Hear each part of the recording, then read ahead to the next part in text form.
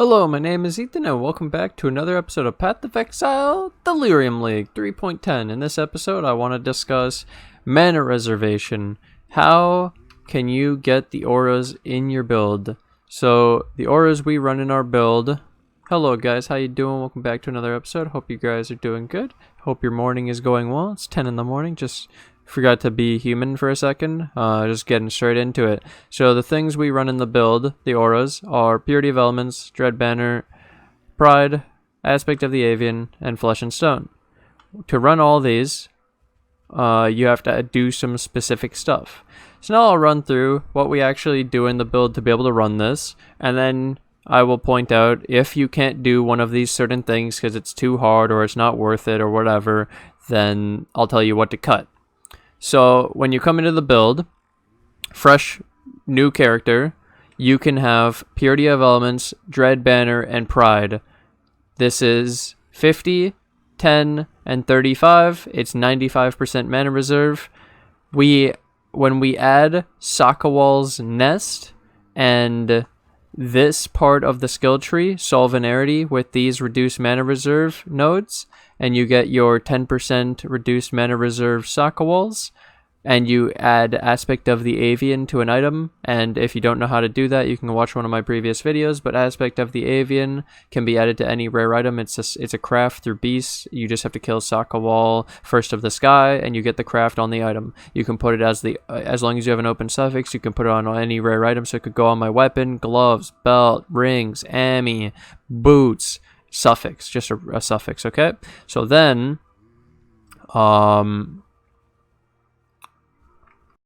okay, so I lost my train of thought, but you add the Aspect of the Avian to a rare item and you can start using it in the build. You need to have Sakawals with reduced mana reserve and then the parts on the skill tree. Then it gets a little complicated to add Flesh and Stone and and Maim to the build on the Flesh and Stone. So Flesh and Stone obviously reserves ton of mana. This is 19%, and then we also add Maim to it. So normally it's only 25 total. We reduced it to 17. The Maim adds another 2. That's after all the reductions, and so Flesh and Stone and Maim adds quite a lot of damage, like 20% more damage to the build if they're getting Flesh and Stone and Maimed, obviously. And most people will say, okay, so how do we fit all these auras, Ethan? I can only fit, with the Sakawals and this reduction, I can only fit the Avian. How are you fitting Flesh and Stone?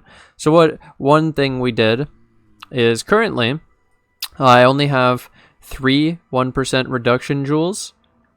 Thread of Hope. This jewel giving me lightning res and life. And the large cluster jewel that I corrupted yesterday, I corrupted this myself. I corrupted about 30 of them, and I got 1% reduced mana on my large cluster. PogChamp, it's a perfect cluster, and so 3 of them with 3% reduced mana reserve on jewels, and then I did I put the Dread Banner in the chest plate with the Enlightened 4. Apparently another alternative is a +1 Sakawals corrupted. So corrupted to get +1 gives the Enlightened level an extra level, so it goes to 5. And then apparently without even putting Dread Banner in here, you only need 2 of these jewels, 2 of the 1% reduced mana jewels. I have 3, so I'd be fine. So +1 Sakawals with 2 of these jewels, or you can do this link where you put all of it with the Dread Banner without Awakened Generosity into the Sakawals and run 3 of them. If I get a 4th reduced mana reserve, I can take out Dread Banner and put it back in the glove with Awakened Generosity. And then you ask, well, Ethan, this stuff on the skill tree is easy, and this Sakawal's 10% is easy, but what the hell are you recommending with this 1% reduced mana reserve corruption? Yeah, so if you don't want to run these jewels, and you don't want to get a +1 Sakawals, just don't run Flesh and Stone and Maim. There you go. There's your build. There's the tips. There's the video on how to use or how to actually make use of the mana reservation stuff in the build. I can show you as well the POB now. So let me show this. So over here, this is the POB, 5,500 life, 371 regen, 12 zombies. This is my damage. You can see the mana reserve is 1% with 9 mana. So I'm actually using a level 1 Flame Dash so that it only costs 9 mana. And you can see mana cost 9. If I reserve less, like if I get some of these mana reserve jewels, or I get a +1 Saka Walls or whatever, and I get more mana, I can revert my Flame Dash back. But for now, this is what we're rocking with. We got up to 5,500 HP and 1.37 million damage per zombie. This is with Feeding Frenzy. So I'm super happy about that. I'm super proud of it. Feeding Frenzy, pushing absolutely stupid damage. Yeah. Also, with the 6 vicious bites, I just want to throw this in here. Now that we're running the 6 vicious bites, watch this.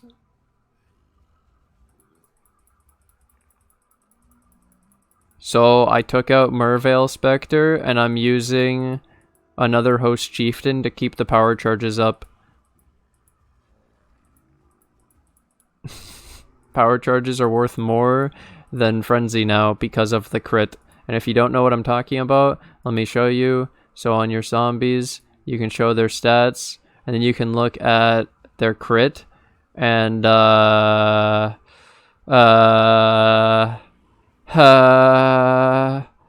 what the fuck is this? What did you do? Yup, that's only 6 of them. What does it look like with a Bottled Faith? Let's just...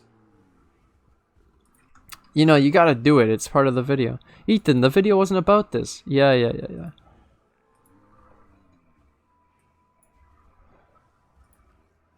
It's fine. It doesn't work? Oh, it doesn't show in POB. Yo, that's so lame, bro. It doesn't get calculated. You can't see what it does. No one's gonna know. Okay. But then there's the Animate Guardian shit too. But what I think it does is it should raise the crit chance to 70% from 50. It's really insane. Either way, video was about how to get the mana reduction and the mana reserve, and what auras to use and how to reserve it properly. Another alternative is if you don't need Purity of Elements and you... This is pretty big. If you don't need Purity of Elements and you don't have the Watcher's Eye, right? You may not need Purity of Elements, and then you could just run Flesh and Stone and Maim instead. Oh my god, that's so smart, Ethan. Yeah.